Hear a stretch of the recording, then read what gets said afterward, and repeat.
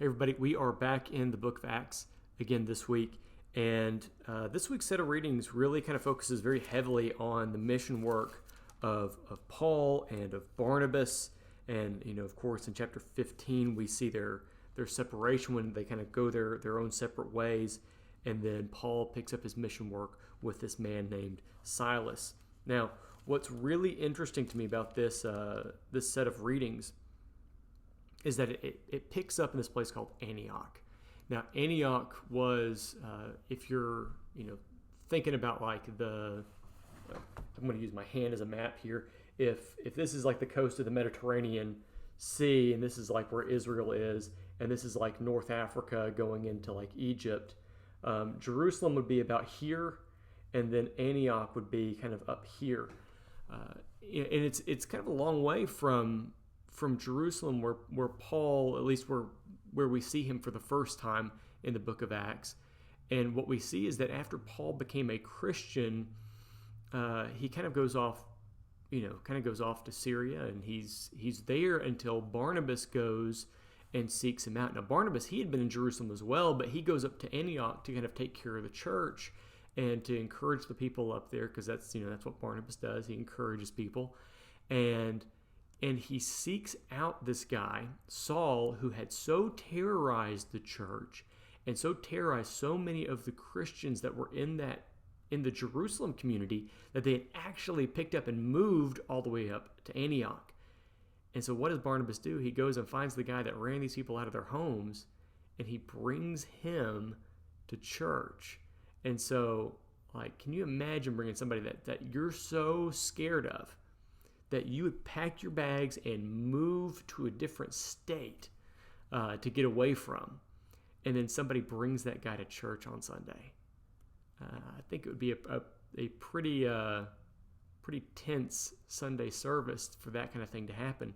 But what's interesting here is that Saul becomes part of that community of believers. They welcome him in. They choose to love their enemy, and so while they're worshiping together, they kind of come to the decision.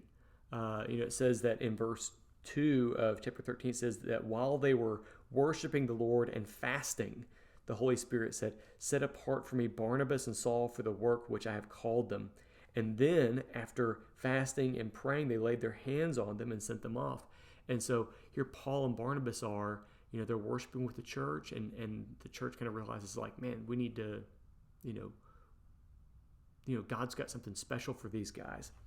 And so, again, like, prayer and fasting and worship and fasting is really important. And maybe that's a discussion that we could have in another time. But what's really cool is that they're sent off and to places like Cyprus and Pisidia and where else? Iconium, Lystra, before they come back to Antioch.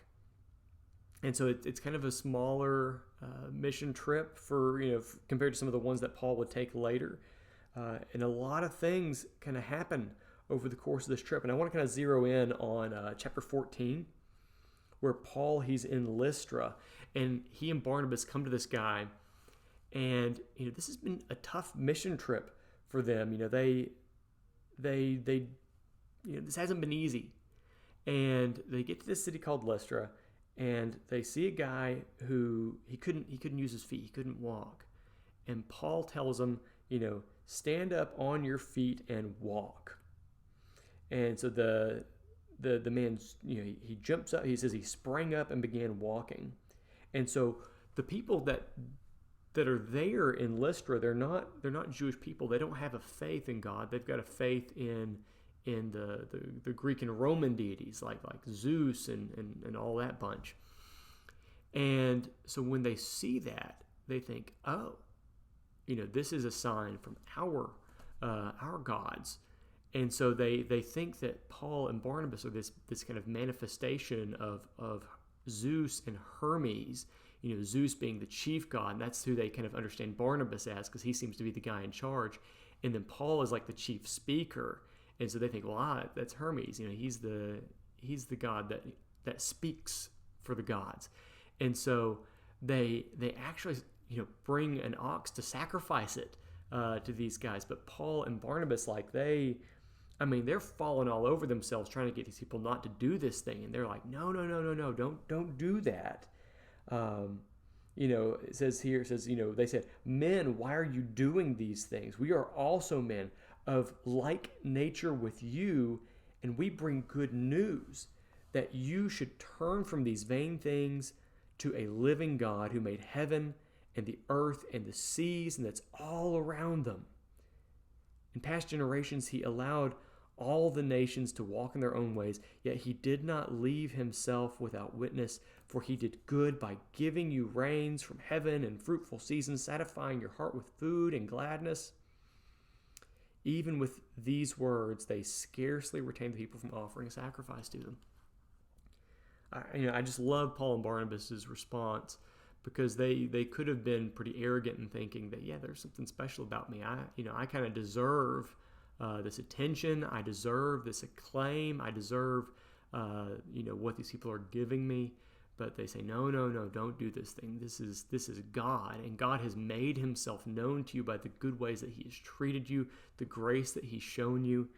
And I think there's a lesson in that for us, because we can look to Paul and Barnabas here and kind of see how, when we do things, we need to recognize that nothing that we have, nothing that we do on our own. Everything that we have, everything that we are, it comes from God. So any ways that we might think that we're special, Paul and Barnabas, they were special, but they were special because God made them special. We're special because God makes us special. So when we get attention and acclaim for the things that we're doing, we need to use that as an opportunity to point people towards God. And so what's really cool here is that Paul and Barnabas, they don't show up preaching and teaching. They show up doing good things. And then when they get attention for the good things, they use those good things to point people towards God. And I think that's a good method for us. Go out there, do good, you get attention for good, point people towards God. That's humility, that's evangelism, that's doing good deeds. It's all the kinds of things that we need to be doing. Anyway, hope that you're enjoying this Bible study. Be looking out for next week's set of readings that'll come out tomorrow on Monday to the North Tuscaloosa Church. If you're not part of that, you can follow the youth group on Instagram, and I try to always keep the readings updated on there and posted to the social media sites. All right, thanks. God bless you, and go with God.